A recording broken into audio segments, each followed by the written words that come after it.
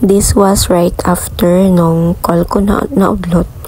Kasi sabi nung front desk, she needs more time to load up her system.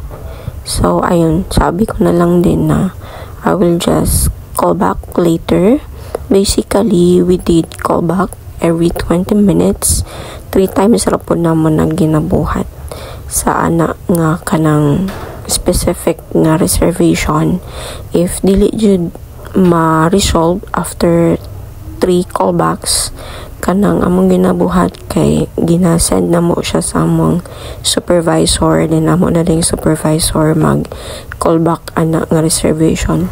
Naapod ay mga rason nga nung dili dayon mi makater sa front desk.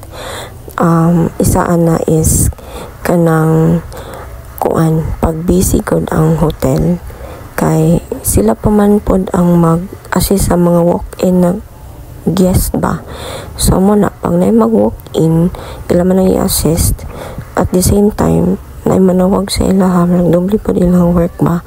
So mo na nga, there were times na kanang busy sila sa pag-cater sa nag-walk-in.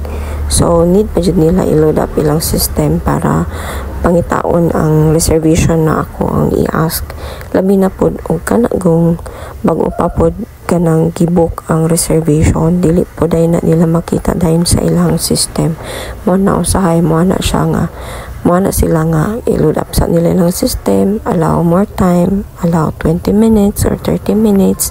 Yun na ilang ginaas ta amo.